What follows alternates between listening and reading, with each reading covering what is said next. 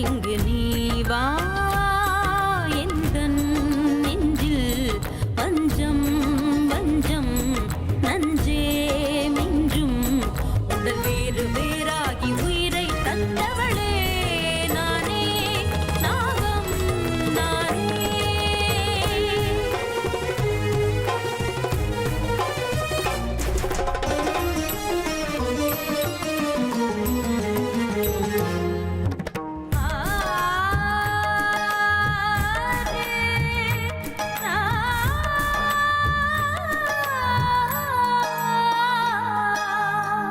ஜென்மம் பல தாண்டி உன்னோடு வாழ வேண்டுமே மரணம் தன்னை வென்று தினம் காதல் செய்யவா நாகமணி தேடி என் ஜீவன் இங்கு வாடுதே சொந்தங்களை நாடி உயிர் தேடி ஓடுதே பூமிக்கு வந்த நிலவு பிறவீது சாபமா கடமையை தாண்டும் உறவு மனமிளகிடுமா எந்தன் நெஞ்சில் வஞ்சம் வஞ்சம் நஞ்சே மிஞ்சும் உடல் வேறு வேறாகி உயிரை தந்தவளே நானே நாகம் நானே தந்தவளே நானே நாகம் நானே. எதுக்கு இப்படி யோசிக்கிறேன்? நானே இதெல்லாம் கொண்டு போய் ஹோம குண்டத்துல போட்டுடுறேன்.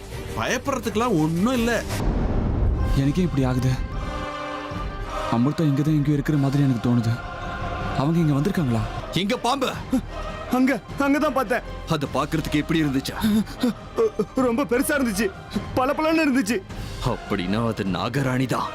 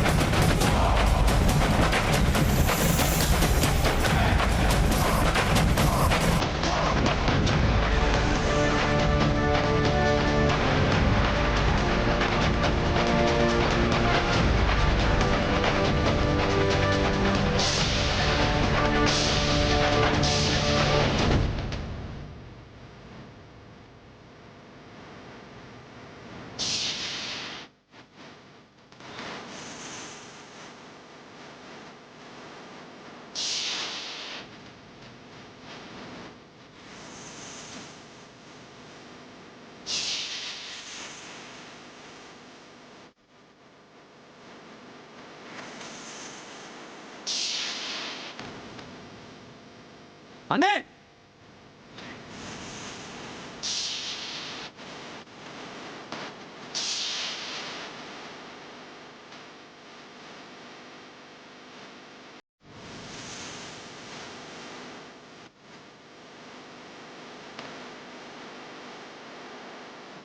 அண்ணா ஓடாத நில்லு.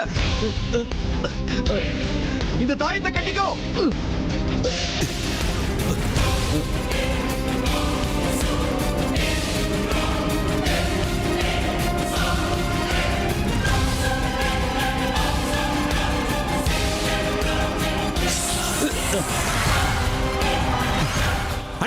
தள்ளி போ.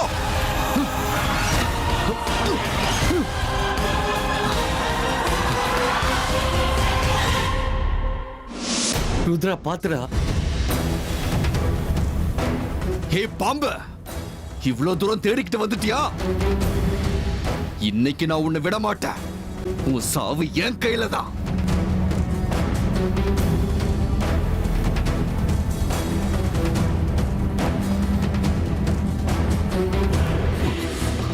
ருத்ரா அண்ணா, ருத்ரா அண்ணா, ருத்ரா அண்ணா, அண்ணா, உங்களுக்கு ஒன்றும் ஆகல இல்ல? ரொம்ப தேங்க்ஸ் ருத்ரா. சரியான நேரத்துல வந்து என் உயிரை காப்பாத்தினா. நீ எதை பத்தி கவலைப்பட வேண்டாம். உனக்கு எதுவும் ஆகல. இனிமே அந்த தாயத்தை உன் கழுத்தை விட்டு கழட்டாம நீ பாத்துக்கோண்ணா. நான் ஜாக்கிரதையா தான்டா இருந்தேன். ஆனா தண்ணியில முழுகும் போது எப்படியோ கழண்டு இருக்கு போல. இனிமே நான் ரொம்ப எச்சரிக்கையா இருப்பேன் ருத்ரா. அண்ணா, எனக்கு என்னவோ அந்த செத்த பாம்புங்களோட தேகத்தை இங்க கொண்டு வந்திருக்கோம்ல, அதுக்காக தான் அந்த பாம்பு இங்க வந்திருக்குன்னு தோணுது. இந்த பாம்பு நம்மளை மறுபடியும் தேடி வரக்கூடாதுன்னா அந்த பாம்புகளோட தேகத்தை இங்கேயே நம்ம எரிச்சாகணும். ருத்ரா, ஏற்கனவே அது செய்யறதுக்கு நான் ஏற்பாடு பண்ணிட்டேன். இந்நேரத்துக்கு அந்த பாம்புகளை எரிச்சிருப்பாங்க. யாரு? யார்கிட்ட நான் சொல்லியிருக்கேன்? இந்த ஊர் பசங்க தான். பணத்தை கொடுக்குறேன், அதை எரிச்சிடுங்கன்னு சொல்லிட்டேன். ரொம்ப நல்ல காரியம் தானா பண்ணியிருக்க.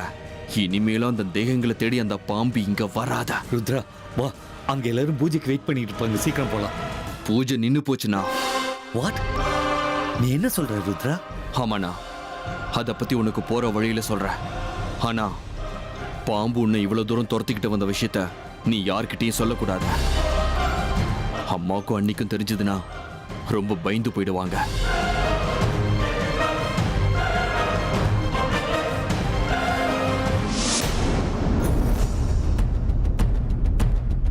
சம்போ சங்கரா. ஆண்டவா, என்னப்பா உன் திருவிளையாடல்? அமிர்தாவோட வாழ்க்கையில ஏன் இப்படி விளையாடிக்கிட்டு இருக்க? அவளுடைய அம்மாவும் அப்பாவும் ஆபத்தான நிலைமையில இருக்காங்க. இவங்களை எல்லாம் காப்பாற்ற வேண்டிய கடமை உன்னுடையது தானே அப்பா. ஏன் இப்படி கண்ணை மூடிக்கிட்டு உட்கார்ந்துருக்க? அமிர்தா தன்னுடைய அம்மா அப்பா தேகத்தை காப்பாற்ற முடியாத அளவுக்கு நிராதரவா நிக்கிறாளே. உன்னை வேண்டி கேட்டுக்கிறேன்ப்பா, அந்த தேகங்களை நீதான் காப்பாத்தணும் நீலகண்டா, நீதான் காப்பாத்தணும்.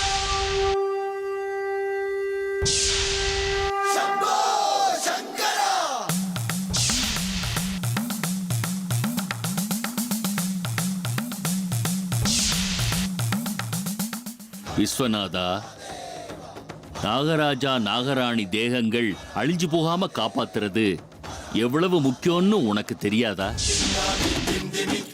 அந்த தேகங்களுக்கு திருட்டு கண்டம் இருக்கு. துஷ்டர்கள் அந்த துஷ்ட சக்தியால அந்த தேகங்களை அழிச்சே ஆகணும்னு பிடிவாதமா இருக்காங்க. எல்லாம் தெரிஞ்ச உனக்கு அதை பாதுகாக்கிறது ஒரு பெரிய காரியமா? அந்த தேகங்களுக்கு எதுவும் ஆகாத மாதிரி நீதான்ப்பா பாதுகாக்கணும். காப்பாத்துப்பா.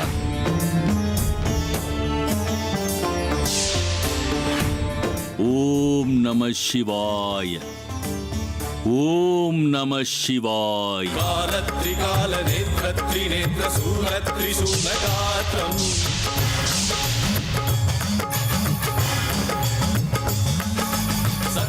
எல்லாம் உன்னுடைய விருப்பம் பரமேஸ்வரா.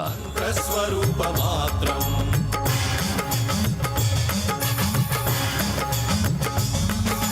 நிஷ்பிரபஞ்சாதி நிஷ்க நன்றி, ரொம்ப நன்றி சுவாமி. இனி உன்னோட பாதுகாப்புல இருக்கிற அந்த தேகங்களுக்கு எந்த ஆபத்தும் ஏற்படாது. சச்சித் பிரமாணம் நன்றி சுவாமி.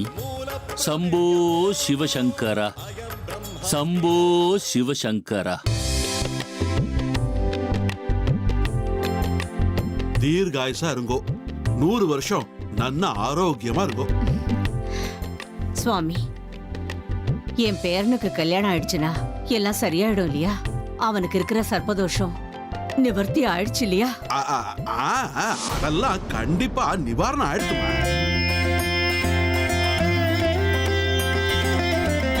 அப்படின்னா என் பேரனுக்கு இனி எந்த பிரச்சனையும் வராதுல்ல? நீ வராது. நாங்க நிம்மதியா இவங்களுக்கு கல்யாணம் பண்ணி வைக்கலாம்ல? கண்டிப்பா உங்க இஷ்டப்படியா அவ 2 பேருக்கும் கல்யாணம் பண்ணி வைக்கலாமா. இனி இவாளுக்கு எந்த பிரச்சனையும் வராது. அப்ப நான் கிளம்பிட்டுமாமா? எல்லாரும் ஷேமமா இருங்கோ. வரட்டுமா?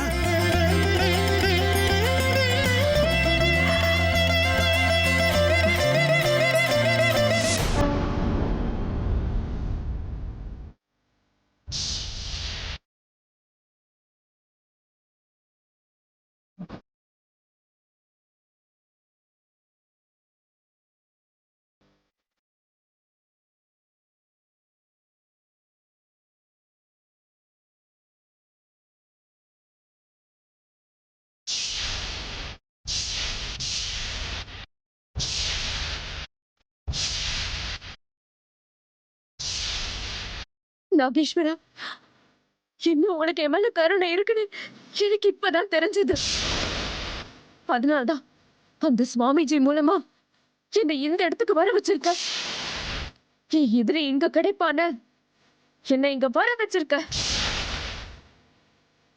உனக்கு எப்படி நான் நன்றி சொல்றதுன்னே தெரிய மாட்டேங்குது. ஆனா ஒண்ணு மட்டும் உறுதி, இன்னையில இருந்து என் லட்சியம் குறிக்கோள் என்னங்கிறத நீ எனக்கு காட்டி என் லட்சியத்தை நிச்சயமா அடைவேங்கிற நம்பிக்கைய எனக்கு கொடுத்திருக்க. விடமாட்டேன், யாரையும் விட மாட்டேன். என் அப்பாவையும் அம்மாவையும் கொண்டு அந்த பாவிகளை நான் விட்டு வைக்க மாட்டேன். சாகடிப்பேன், ஒவ்வொருத்தரையும் சாகடிப்பேன், சாகடிப்பேன்.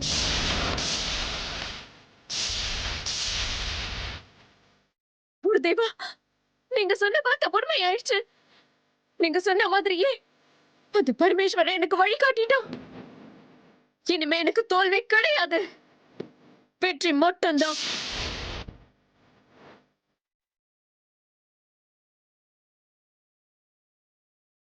அர்ச்சகரே, தயவு செஞ்சு என்கிட்ட உண்மையை சொல்லுங்க. உண்மையை நீங்களே என்கிட்ட சொல்லுவீங்கன்னு நான் நம்புறேன். சொல்லுங்க, இன்னைக்கு ஷட்ப சாந்தி பூஜை பண்ணீங்கல்ல, அது அறக்குறைய நின்னு போச்சுல்ல?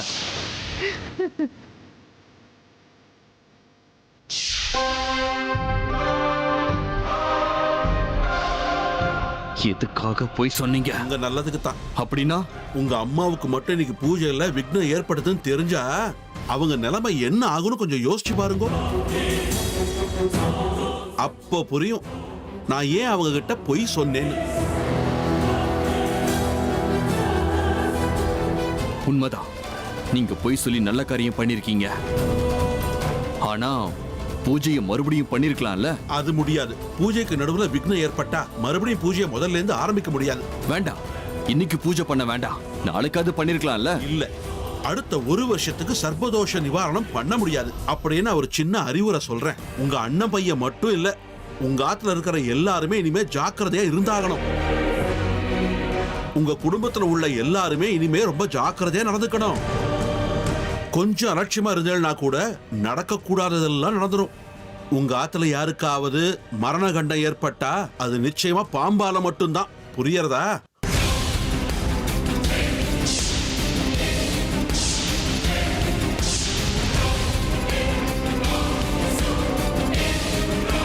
விஷ்ணு வந்த உடனே கிளம்பிடலாம். சந்தோஷமா இருக்குக்கா. விஷ்ணு, கிளம்பிடலாமா? சரி, கிளம்பலாம். எங்க ருத்ராவை காணோம்?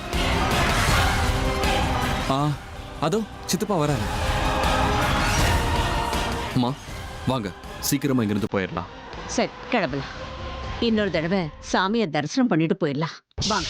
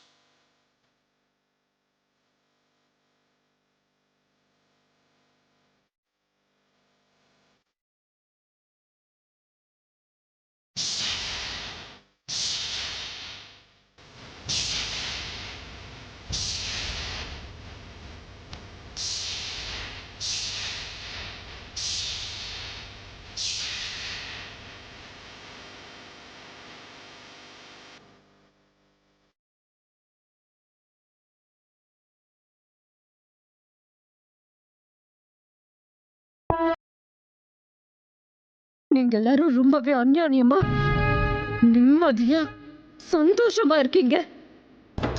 ஆனா இனிமே உங்க வாழ்க்கையில எந்த சந்தோஷமும் எந்த நிம்மதியும் இருக்காது. உங்க எல்லாரோட வாழ்க்கையும் நான் நரகமாக்குறேன்.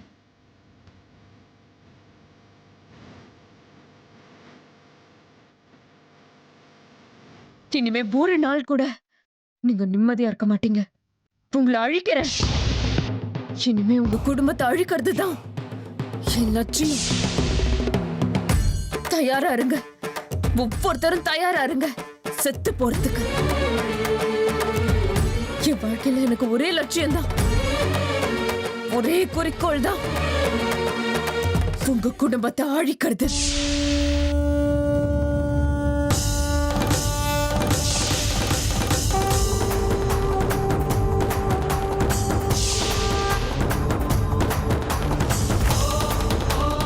அர்ஜுன் நல்லா இருக்கணுங்கிறதுக்காக தானே கோவிலுக்கு வந்து பூஜை பண்றீங்க. அர்ஜுன் உங்க செல்ல பிள்ளை இல்லையா?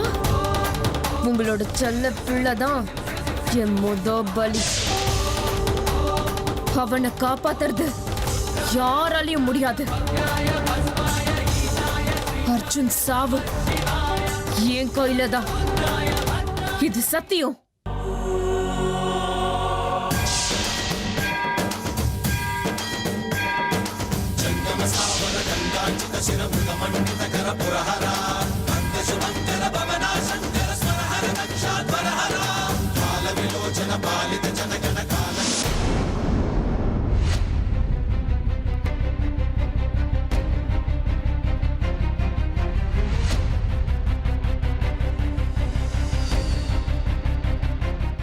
சரோஜா, அமிர்தா எங்க? இவ்வளவு நேரம் ஆச்சு இன்னும் வீட்டுக்கு வரல. என்னங்க, எனக்கு என்னமோ ரொம்ப பயமா இருக்குங்க. ஐயோ சரோஜா, நான் தான் சொன்னேனேம்மா, அந்த பொண்ணு சரியில்லை. அவ நம்ம கிட்ட இருந்து எதையோ மறைச்சுக்கிட்டு இருக்கா. சித்தப்பா, நீ சும்மா இருப்பா. என் பேச்ச நீ எப்படி கேப்ப? அமிர்தா, இவ்வளவு நேரம் எங்கம்மா போயிருந்த? அமிர்தா, போகும்போது என்கிட்ட ஒரு வார்த்தை சொல்லிட்டு போயிருக்கலாம்ல. அப்பா அம்மா, நீங்க ஒன்றும் பயப்படாதீங்க. இவ்வளவு நேரம் நான் கோவில்ல தான் இருந்தேன். ஓ, கோவிலுக்கு போயிருந்தியாமா? அப்படியே வேற எங்கேயாவது? ஆமா, நான் தக்ஷக வனத்துக்கு போயிட்டு வரேன். பாம்புகள் கூட இருக்க ஆசையா இருந்துச்சு, இருந்தேன். அது மட்டும் இல்ல, 2 பாம்பை வீட்டுக்கு கூட்டிட்டு வந்திருக்கேன். வெளியே தான் இருக்கு, போய் பாருங்க.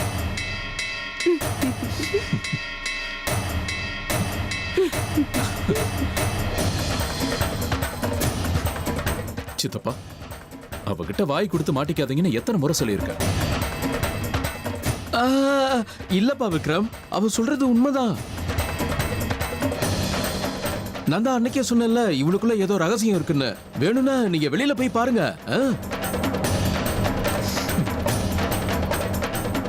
மாமா, விளையாடுனது போதும், எல்லாரும் சாப்பிட வாங்க. அமிர்தா, நீயும் வாமா, போய் கை கால் கழுவிட்டு வா, சேர்ந்து சாப்பிடலாம். உனக்கு பிடிச்ச ஐட்டம் செஞ்சிருக்கேன். என்னங்க, வாங்க.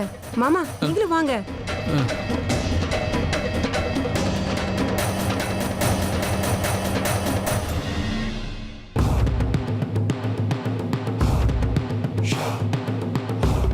இவளை பத்தின உண்மைகளை சொல்லவே முடியலையே.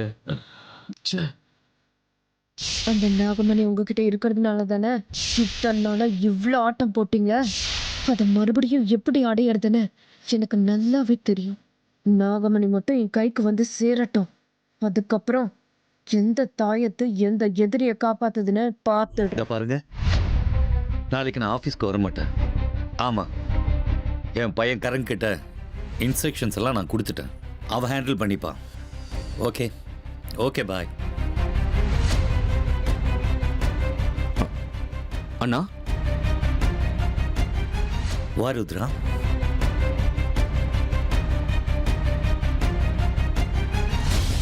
என்னாச்சு? ஏன் பயந்து போன மாதிரி இருக்க?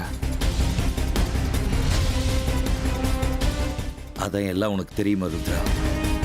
நம்ம வீட்டில் என்னென்னமோ நடந்துக்கிட்டு இருக்கு. இதுல இருந்து எப்படி தப்பிக்கிறதுன்னு எனக்கு எதுவுமே புரிய மாட்டேங்குது. இன்னும் கொஞ்ச நாள்ல அர்ஜுனுக்கு கல்யாணம், ஆபீஸ் டென்ஷன் வேற. அது இருக்கட்டும், நீ என்ன இந்த நேரத்துல, என்ன விஷயம்? அண்ணா, உனக்குள்ள இருக்கிற அதே பயம்தான் எனக்குள்ளேயும் இருக்க. வீட்டில் நடக்கிற சம்பவங்களை பார்க்கும்போது ஒண்ணுமே புரிய மாட்டேங்குதா. அதுக்காக அப்படியே சும்மா இருக்க முடியாதுல்ல ருத்ரா, ஏதாவது பண்ணியே ஆகணும். ஆமாண்ணே, நான் தப்பு பண்ணிட்டேன். பைரவ பாபா கிட்ட இருந்து விலகி வந்து பெரிய தப்பு பண்ணிட்டேன். இத்தனை வருஷங்களா பைரவ பாபாவோட ஆசீர்வாதம் நம்ம குடும்பத்து மேல இருந்தது. நம்ம குடும்பத்துக்கு பாதுகாப்பு கவசமா இருந்தாரு. அவரை விட்டு விலகி வந்து நம்ம பாதுகாப்பு கவசத்தை நானே உடைச்சு எறிஞ்சிட்டேன். இல்லைண்ணா, நமக்கு ஏற்பட்ட பிரச்சனையிலிருந்து நம்மளை காப்பாத்துற ஒரே சக்தி பாபா கிட்ட மட்டும்தான் இருக்க. ஆமா, அவருக்கு மட்டும்தான் அப்படி ஒரு சக்தி இருக்க. இப்பவே அவர் காலில் போய் விழுற, அவர்கிட்ட மன்னிப்பு கேட்டு அவரோட உதவியை கேட்கிற.